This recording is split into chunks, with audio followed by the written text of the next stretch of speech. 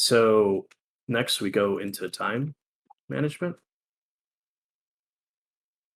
And management. Okay. So you have 100 seconds in a fucking round. Okay. As an IGL, knowing when to manipulate these 100 seconds in terms of when you're throwing util, when you're doing certain things,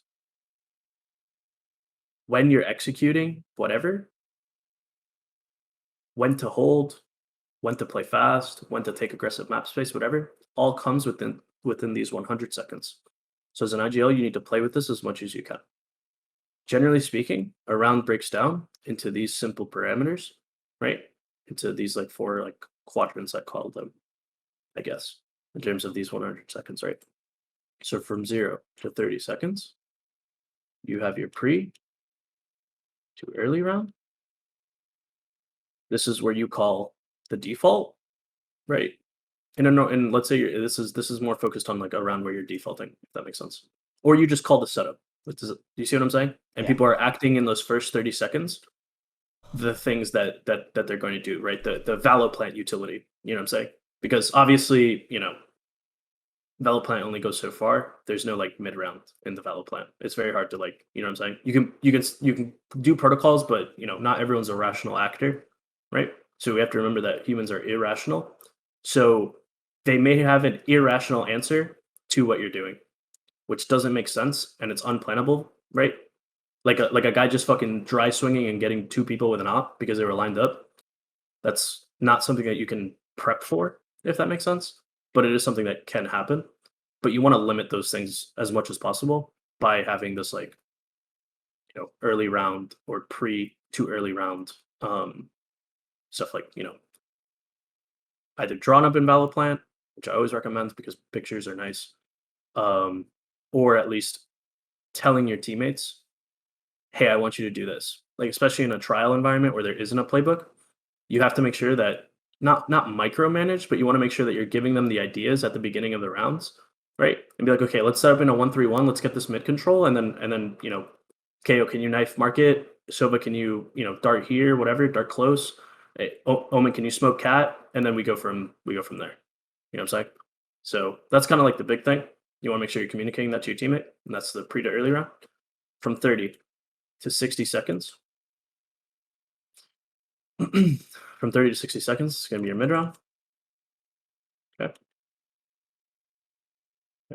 Mid round, right? So this is when the protocols and when you as an IGL have the most work. This is hard. This is 10 billion times harder for NA IGLs. If you get really good at this, the setups can be shit. And you can still brute force teams. I don't think it's as optimal, but you can still brute force teams. Does that make sense as to why? Yeah. Yeah. Because it's just like super reactive, if that makes sense. This is proactive. This then becomes reactive. Although it can be proactive depending on how much map control and if you've gotten a pick in the first like pre to mid round, right? Then we go from 60 to 90 seconds, and this only leaves you with 10 seconds. So obviously this doesn't have to be all the way to 90 seconds. You have your execute.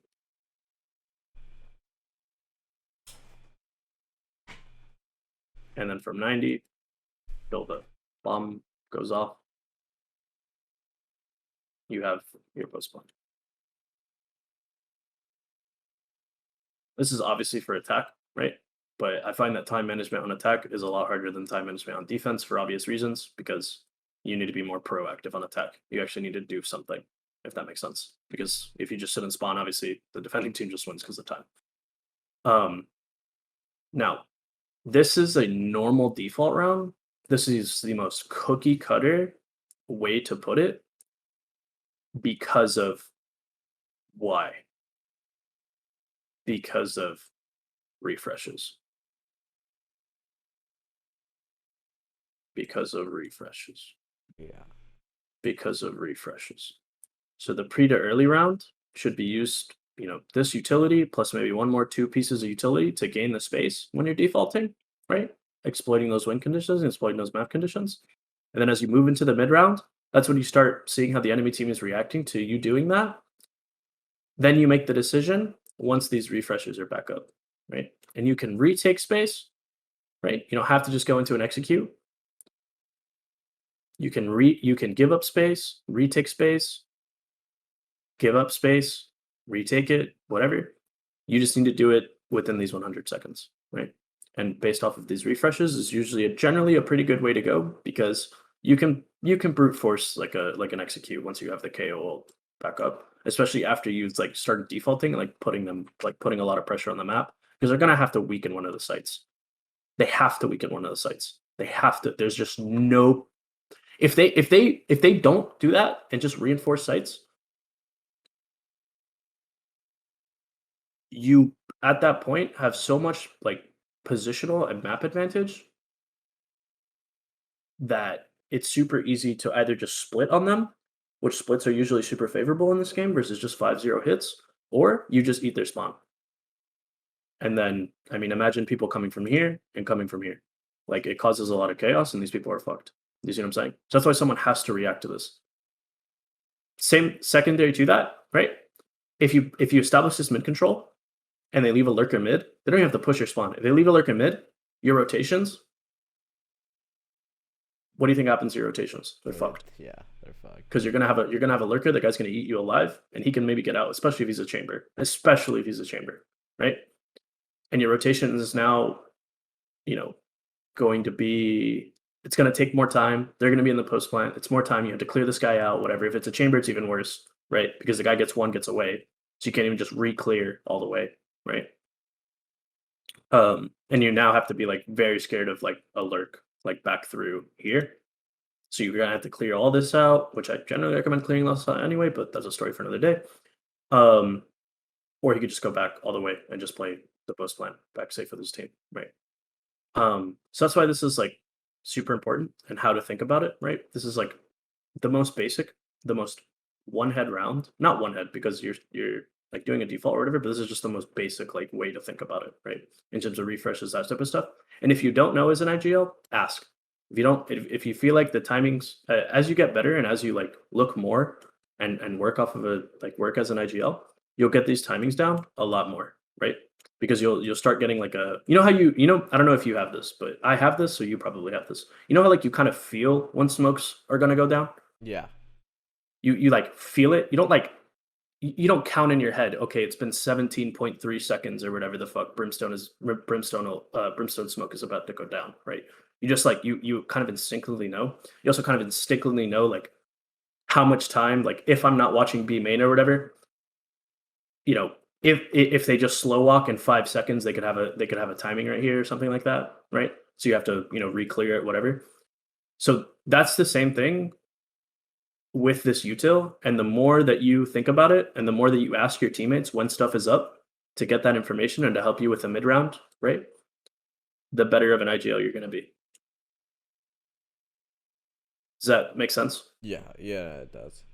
Yeah, and this is honestly, and from what I've understand and from what I've seen, this gets a lot more complex. Like I said, the higher level you get, but this is just a basic framework, if that makes sense. Once you start playing around with these timings, is when you become an insane IGL, because then you become unreadable. And you're just processing information and putting the enemy team on a blender and making them not have stability and be super uncomfortable with the stuff that you're doing. Do you see what I'm saying? Yeah. Same thing with this. You can't just do a pace speed analysis on a team that plays that plays around with these 100 seconds really easily, right? So there's not a hard pattern, if that makes sense. Okay, they just hit B at 40 seconds, or they contact up and then you know what I mean. It's very hard to get a pattern if you're good at playing with these timings, right? And you should be thinking about this time, the little clock or whatever, as an IGL, just to give your team a framework. Be like, okay, if they don't push us or if they don't push us off at like, let's say it's minute 10, right? Minute 10. If they don't push us off from this position in a minute, like to a minute or whatever, we execute on B, or we go back to an A split, or do you see what I'm trying to say? I mean, I'm pretty sure you've heard an IGL do that before. Yeah. Right. So that's the type of stuff that you should be doing, and I think it's really helpful because it puts back into perspective how much time you're wasting, not wasting, but how much time you're putting into a default. Because there's always the danger of running out of time, right? There is always the danger of running out of time. That's relatively hard to do in NA because most rounds are over within like 45 seconds. But a team like FPX, for example, their default is so slow that sometimes they work the picks and they work the map relatively well. They're in a numerical advantage, but the enemy team has a anti-plant, an anti-plant like ability, like combination that kills them, and then they run out of time, and they just lose a round because of it. You know what I'm saying? Yeah. But you have to feel comfortable. You have to feel comfortable losing a round because of time. It'll happen sometimes. It is what it is, you know. But you have to make sure, and that's when you start having to look at like, okay, what could I have done faster here to be a better IGL? You see what I mean? But yeah, that's generally the basics of time management. Obviously, anti-ecos, the pre to early round extends even almost to like, extends to like 45 seconds, sometimes 50 seconds, depending on the team. Because what some teams started to do is do like second tempo aggressive ecos, right? Well, they'll like set up right here or whatever. And if they have no aggression, then they do the thing, the little micro play or whatever the fuck. You know what I'm saying? Yeah. Or they do it in B main. So that's why, like, generally speaking, anti-ecos, you want to play them like relatively slow and work off of these refreshes as much as you fucking can, because these refreshes are what's going to tell you, okay, they didn't aggress. Well, I'll go into it in a little bit, but you see how like different rounds should have different like timings, if that makes sense. If you go into a split, obviously, or you go into like a full execute, you're probably going to play only in the pre to early round, right? And then the post plant. So you skip the mid round and the execute, or you go from pre to early round to execute to post plant. And these timings are all different, right? So the pre to early round might be like, 15 seconds. The execute might be the majority of the round, or sorry, the execute is going to be, the second biggest portion of the round. And then the post plant is going to be the biggest portion of the round. See what I mean? In terms of like playing around with timings. Yeah. And you want to make sure that a team never gets comfortable with what you're doing in terms of timings, right? And that's when pace changes comes in. Okay, I've defaulted 2-3 rounds in a row. I have ultimates that I can change pace with, right? I don't have to, but it should be starting to seed into your brain. You know what I'm saying? Like you should start thinking about it, right? And it's a feeling thing and it's a read thing, right? But that's the most important thing. It's just like knowing when to pace change. And generally speaking, that'll come when you have your ultimates up, when you started defaulting and identifying gaps, when you've started identifying their standard setup. Because most teams, I mean, they don't have a playbook of like, and I don't even think you need to have a playbook of like 20 plays on defense, right? So they'll have a standard setup, right? They'll have an anti-eco setup. They'll maybe have like, chamber aggressing A main, chamber aggressing B main, chamber aggressing mid, whatever. Maybe like a mid, like a DRX type of play where, they pop flash over this and they dash like a little bit of a pace change, right? But they have tells and they have certain ways that they want to set up. So your whole job as an IGL, is specifically in this time management and when to fucking like pace change, is to identify where are the gaps, where are they set up, what is their weaker side.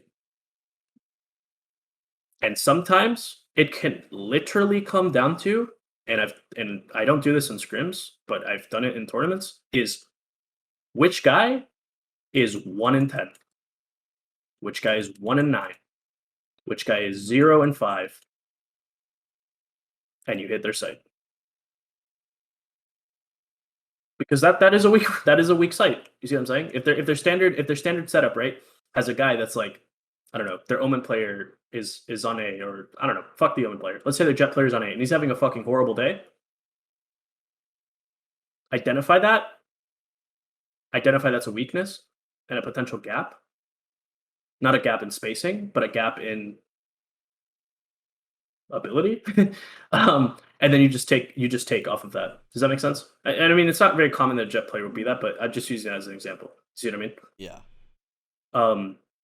So weaknesses can come both in player weaknesses, especially if someone has a tendency to overextend, that type of stuff, and can also come into setup weaknesses, and then just overall, like, some sites are harder to execute than others, right? And some sites are easier to retake than others. Do you see what I mean? So you have to be thinking about that type of stuff.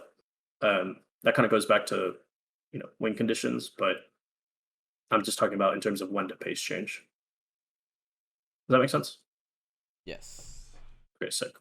So we're gonna move on forward from this. Like I said, you just want to play around with this, feel comfortable. It's okay to lose. It's okay to lose on time. You lost the round, but you can still win the war like that. You know what I'm saying? Like, it's not a huge deal. Obviously, when that happens, though, you need to identify like what went wrong and what are my protocols not enough for my team, or did I sit on this default way too long, expecting for them to peak when they didn't? When they didn't, right? So yeah, that's that. What else did I say I was gonna cover? Anti-egos, right? Was the last thing. Yeah. Yeah, so I'll cover anti-egos on attack because I don't have like a whole bunch of time because I want to like eat food and take a nap because I'm fucking drained. Um, but so far, has this been helpful, like in terms of IGLing and like putting it into perspective? Yeah. No. Before it was just like, I think they're gonna peak cats. No. This is huge. Yeah. Yeah. No, this is like this is how like when I VOD review and how I think about the game, right? Obviously, it's easier for me because I have like an overall like map perspective, right? And I don't have to shoot my gun like you guys do. So it's harder to do from on like a coaching level. But as an IGL, you should feel comfortable in that mid round and exploiting um, you know, exploiting enemy teams with defaults, pace changes, that type of stuff. And understanding what is their tell, what is their standard setup, what is that type of stuff. Because I promise you, any teams aren't gonna have that many fucking standard setups. Yeah. Okay, so let's go with the anti-eco on attack. I know you kind of already like know how I like to do this, but still think it's important to cover it. Because there is some good stuff. I'll use like no, this comp's fine. I think it's easier to do with a race comp, but it's okay.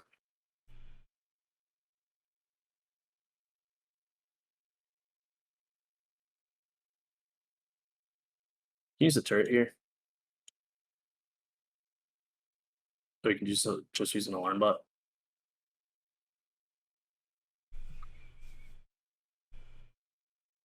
Or nah, fuck that. Just use the turret and then save the alarm bot for like if you want to take space, whatever, like put it in tree or something to make sure that they're not like taking that. And then you play off this turret right here. And you play off this guy right here. Okay. And this is a very standard anti-eco setup that I like to use. Not specifically like with this comp, but like because I don't run this comp. Because I use the raised chamber or whatever. But this is the most standard comp on a sense, so I was just like, and it's the most puggy comp, and the one that most teams are comfortable with. So I just like, this will just give you perspective as to like how to play it and what the objectives are and stuff like that. Okay, so I'm gonna go with the how. No, I'm not gonna go with the how. I'm gonna go with the when, the how, the why, and then the what next.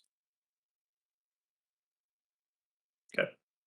So this is going to be when you should run an anti-eco, how you should run an anti-eco, why you should run an anti-eco, and what to do after the anti-eco has been successful. Right. Yes. Anti-eco in terms of the setup, not the round, if that makes sense. Okay. So when should you run an anti-eco? When you have economical advantage I know you know this, but just bear with me.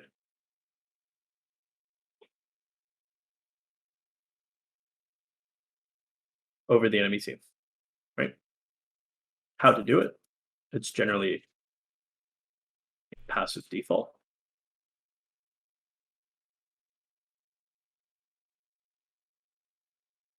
Using refresh util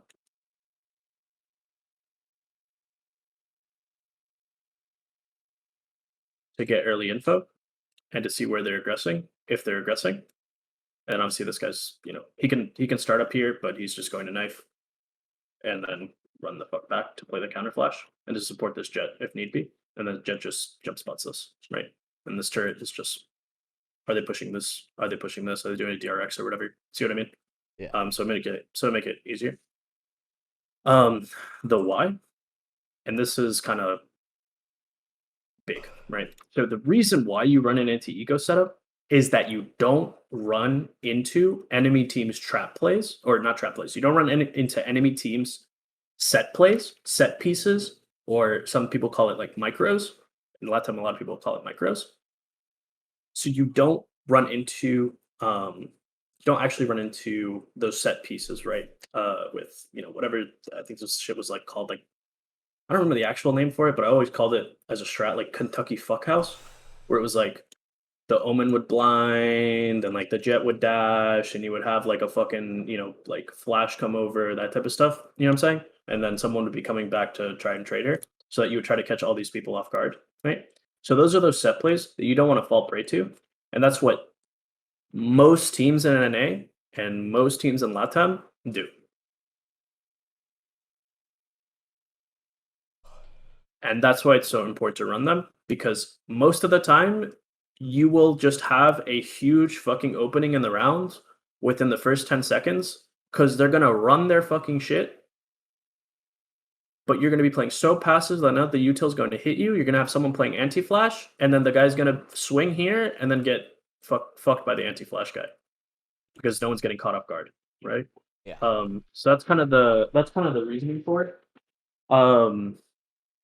And that's like the biggest thing. Now, the secondary thing to that is that you want to make sure that you're not just running into a stack. Okay. So you go, are they aggressing? No. Secondary to that, are they doing a silent stack? Right? The reason for this is we're going to, or the reason for this anti-eco or whatever, and how to transition out of it is once these guys have their fucking refreshes back, right? We can either start working the map and starting to get some information, or we can go into either a split or try to brute force a site with a 5-0 hit, right?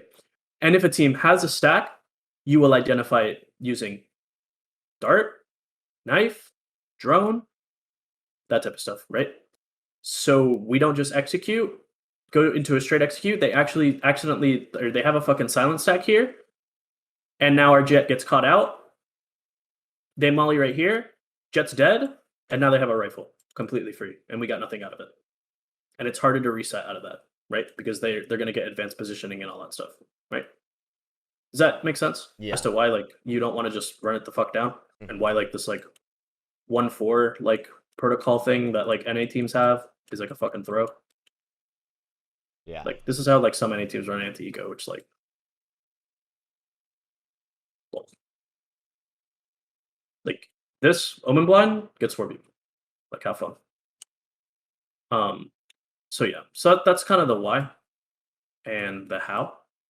Oh wait, no, yeah, so that's kind of the why and the how, and then I kind of covered like what next, right?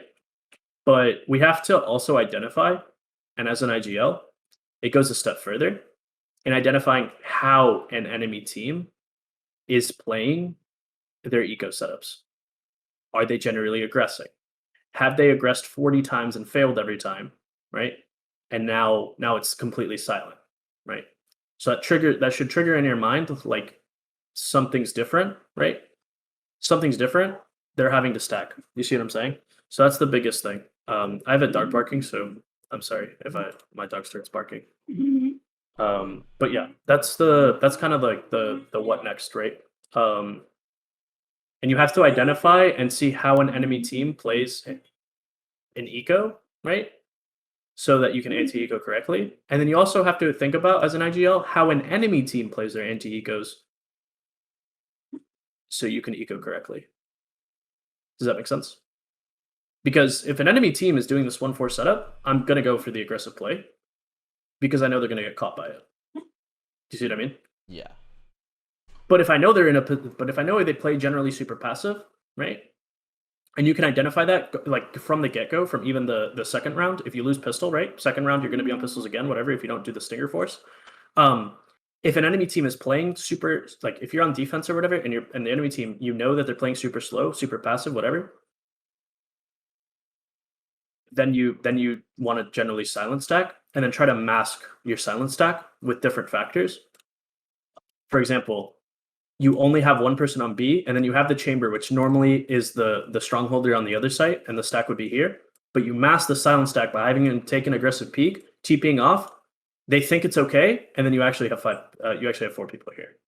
Mm-hmm. Do you see what I'm saying? So you want to mask your ecos if you can, and try to take as many of these short range, like crossfirey fights as you possibly can, and dump as much util into this choke to like suffocate the choke and isolate people to make sure that only 2 people come out, 1 person come out, whatever, and then people are stuck behind this smoke and molly.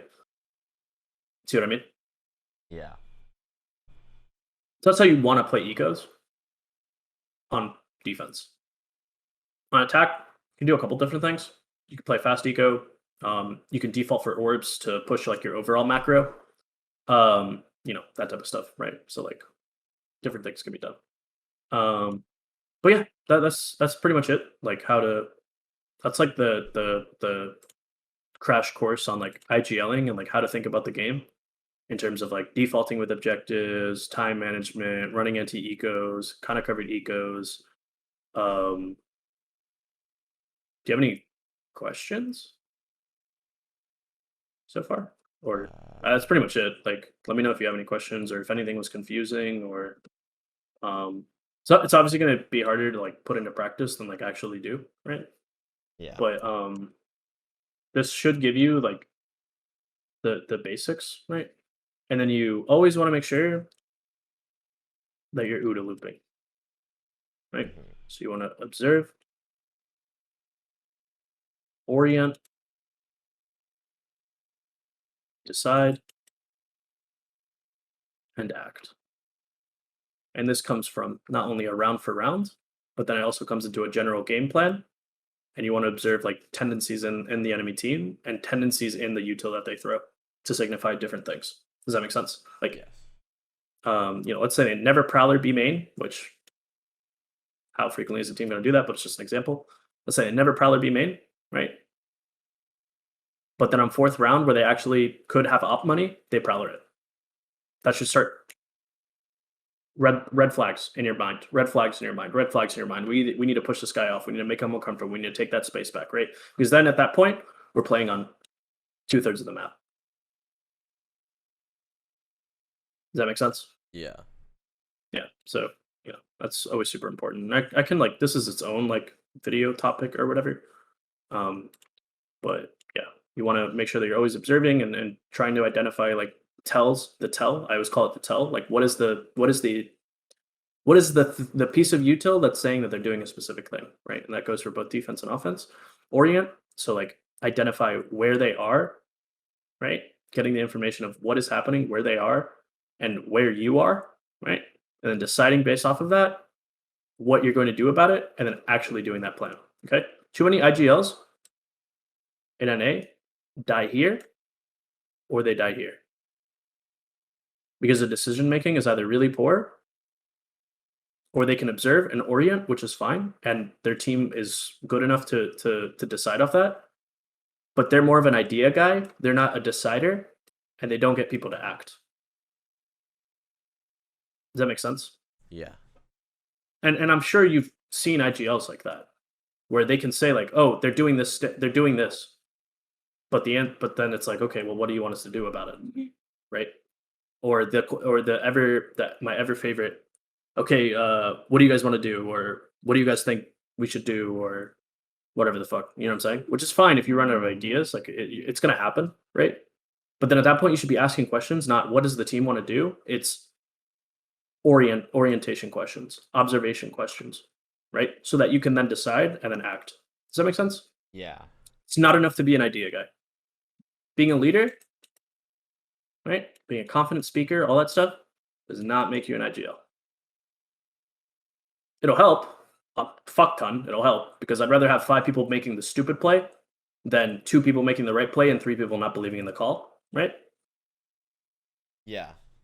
But from but once you can manage this, and you're a confident guy, like you're well spoken, all that stuff, like you're a bright guy. So it's like I feel comfortable. Like I can't see why someone wouldn't feel comfortable like listening to your call, right? As long as you make sure that you're like confident in it. That's the biggest thing, right? Being confident. But at some point, these types of IGLs get stuck into tier 2. Does that make sense? So just leader, and I can drop names, but I'm not going to because we're on video. But just being a leader is not enough. You need to be able to actually make a cohesive game plan and be able to not just pug, so that you're not one dimension. No more one dimensions, right? You should add dimensions and layers to your play. And yeah, that's pretty much it.